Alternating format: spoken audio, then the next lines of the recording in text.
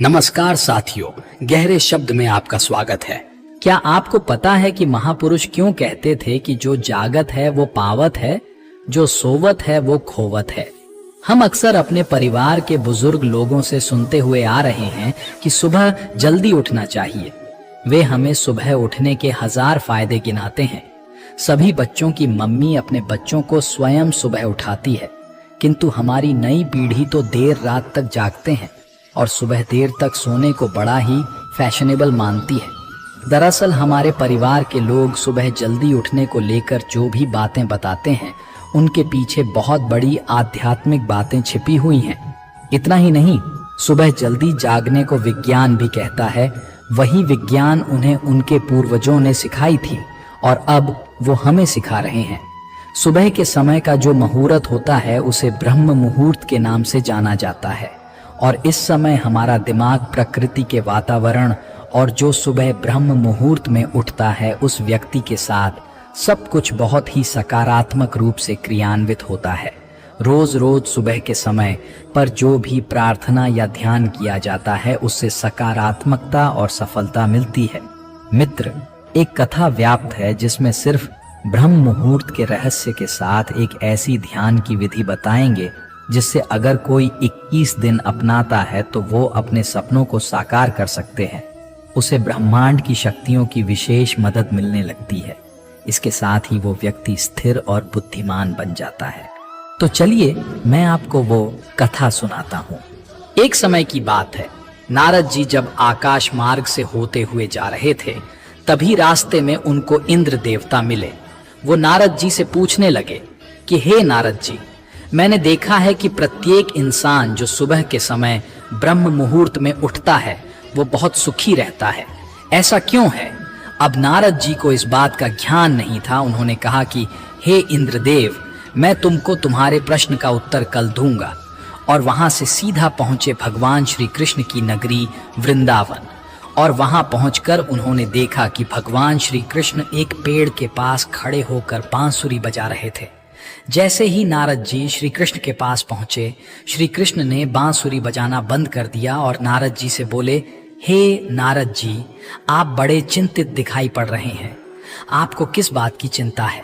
तब देवर्षि नारद जी से बोले, हे भगवान, आज मैं आकाश मार्ग से होता हुआ वैकुंठ लोक की तरफ जा रहा था। तब रास्ते में मुझे देवराज इंद्र मिले। उन्होंने मुझसे पूछा कि नारद जी, जो लोग सुबह सुबह ब्रह्म मुहूर्त में उठते हैं वो सभी इतने खुश क्यों रहते हैं?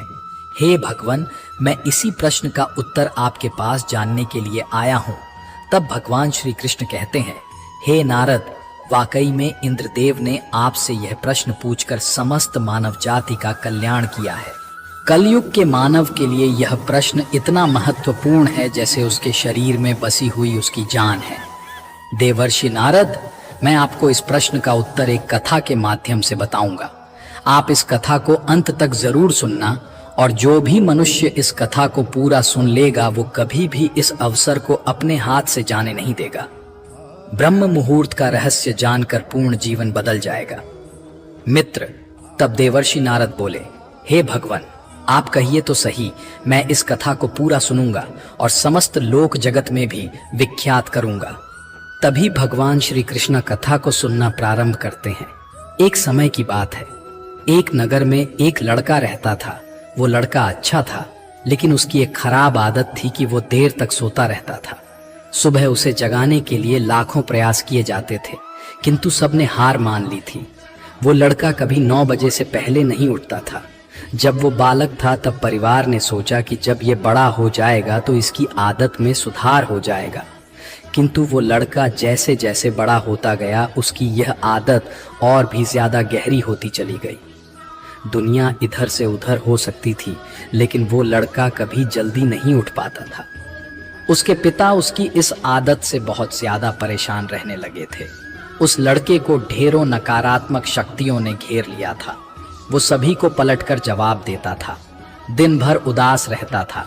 इसका असर उसके स्वास्थ्य पर भी पड़ रहा था। जब उस लड़के को यह पता लगा कि उसके सारे मित्र सफलता को प्राप्त कर चुके हैं, तब वो और भी ज्यादा दुखी हो गया और ईश्वर को कोसने लगा।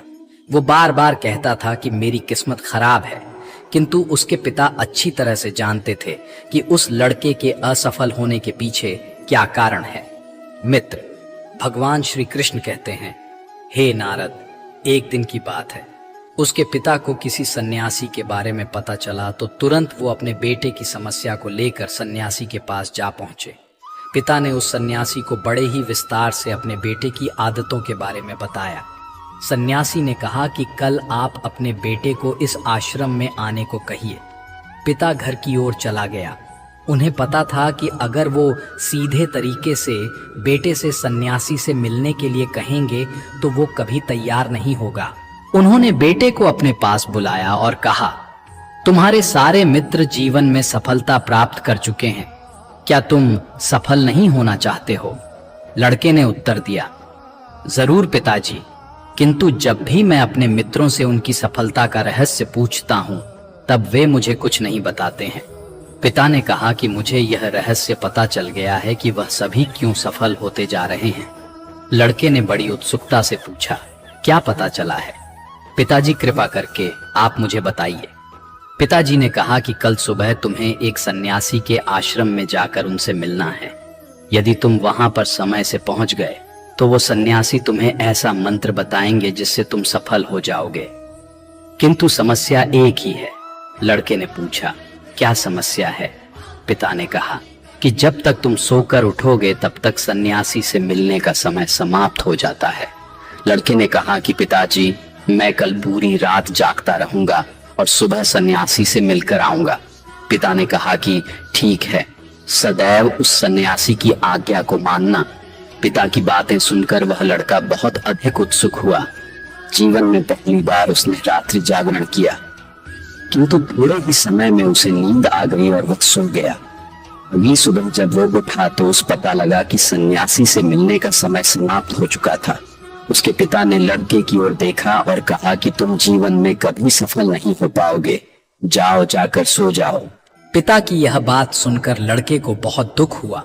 उसने मन ही मन स्वयं को चुनौती दी कि कल सुबह वह सन्यासी से मिलने अवश्य जाएगा। उसने अपने हाथ में एक छोटा सा एक घाव बना लिया।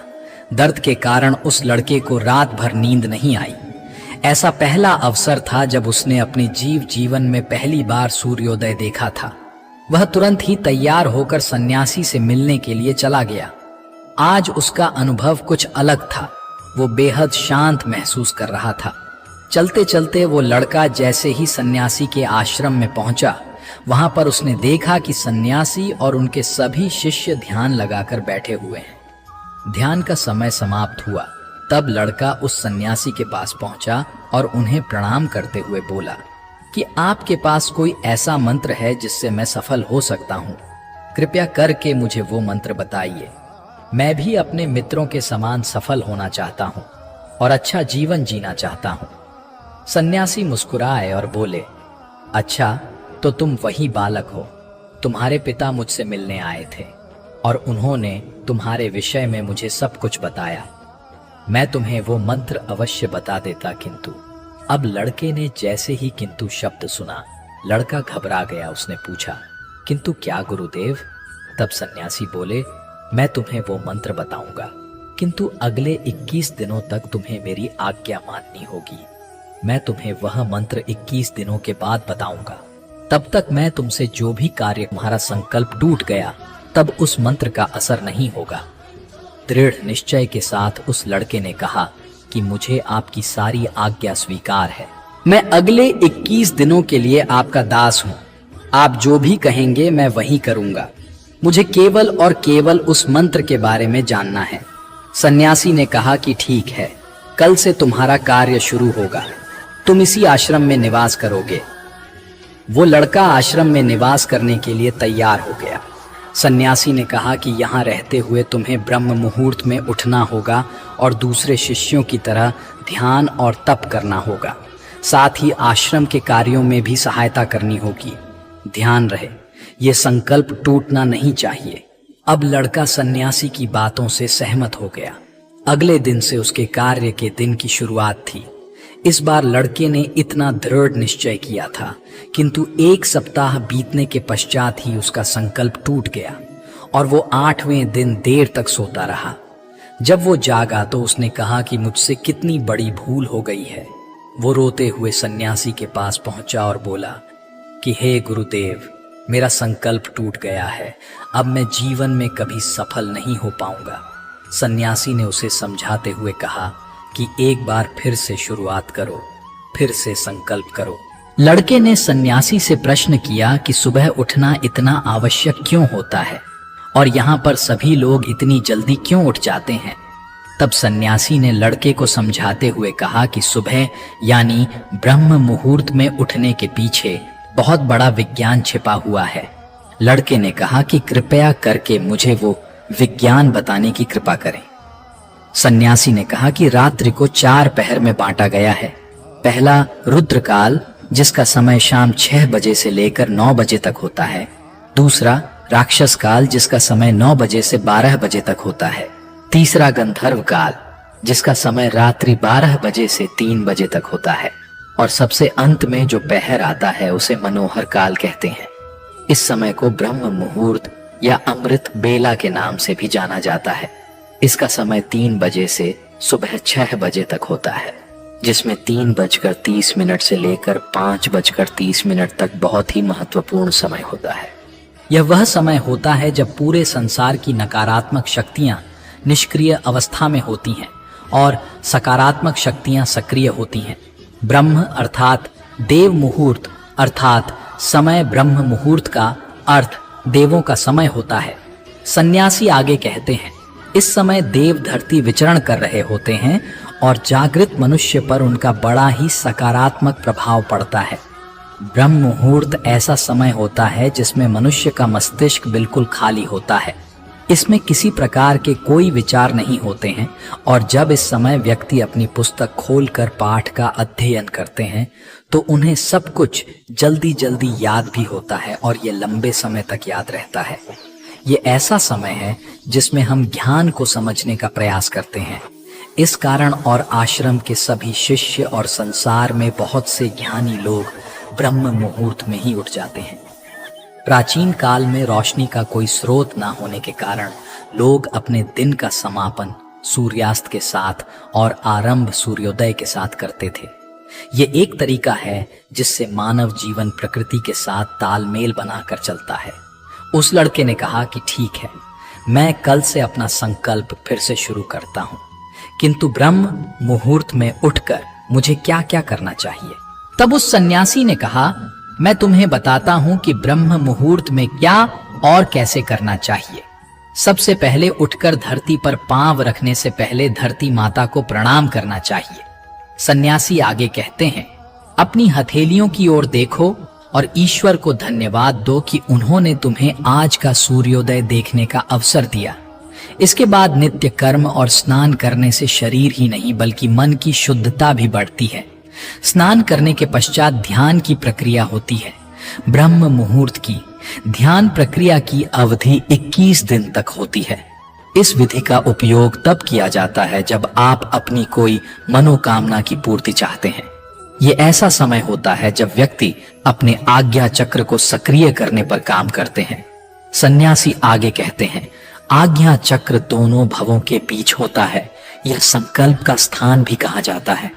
अगर इस चक्र पर केंद्रित किया जाए और अपनी मनोकामना को बार बार दोहराया जाए तो मात्र 21 दिनों के भीतर वो पूर्ण हो जाती है।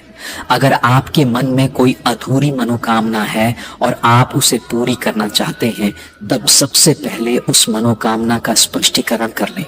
आपको क्या चाहिए यह निर्णय अवश्य कर लें। इसके बाद ध्यान की विधि को शुरू करें।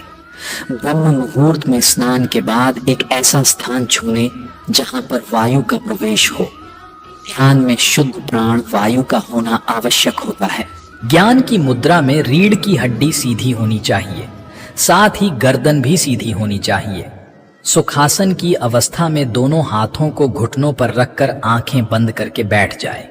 हाथ की मुट्ठी को बंद कर लें और 2-3 मिनट तक बिल्कुल शांत हो जाएं। जब आपका शरीर स्थिर हो जाएगा और श्वास भी शांत हो जाएगी, तब उसके बाद अपना सारा ध्यान आज्ञा चक्र पर लगाएं। इस दौरान लंबी गहरी सांस लें और सांस को रोक कर रखें। इस समय आप अपनी इच्छा को मन ही मन दोहराएं। अपने मन की आंखों से इष्ट देव और देवी देवताओं गुरुओं का चिंतन करें। सन्यासी ने कहा, जब सांस को रोकना कठिन हो जाए तब धीरे धीरे सांस को बाहर की ओर छोड़ें। सांसों को नाक से भरें और मुख से छोड़ें। इस प्रक्रिया को 3 से 4 बार प्रतिदिन दोहराना है। ऐसा प्रतिदिन करने से आपकी जो मनोकामना है वो अवचेतन मन तक अवश्य पहुंच जाएगी और इच्छा पूर्ति जल्दी होगी। आज्ञा चक्र सक्रिय होता है और हमारी आज्ञा को पूरा करता है। सांस को रोक कर रखने के दौरान शरीर में आपातकाल स्थिति हो जाती है, जिससे कि आप बेकार की बातें सोचने और विचार करने से बचते हैं। इससे मन की एकाग्रता बढ़ती है, तब इच्छाएं अवचेतन मन में पहुंचती हैं। ब्रह्म मुहूर्त के समय पर ईश्वर की विशेष कृपा होती है और कोई भी व्यक्ति जब अपनी मनोकामना को इस समय दोहराता है तो उसकी इच्छा जल्द से जल्द पूरी होती है। इस प्रकार सन्यासी ने उस लड़के को ब्रह्म मुहूर्त का महत्व बताया। अगले 21 दिनों तक उस लड़के ने बड़े ही मन के साथ इस प्रक्रिया को अपनाया।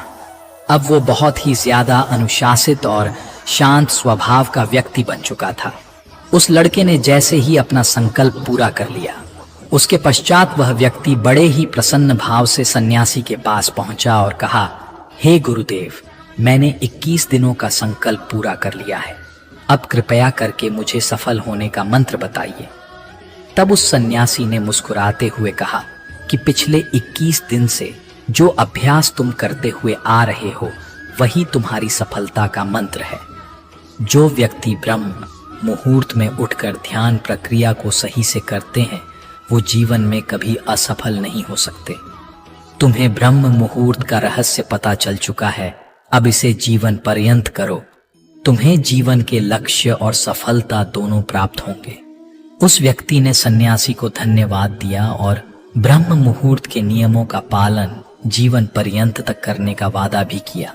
मित्र, अब तो आपको पता चल गया होगा कि ब्रह्म मुहूर्त क्या होता है। तब नारद बोले, हे प्रभु, अब मुझे ब्रह्म मुहूर्त का संपूर्ण ज्ञान हो गया है।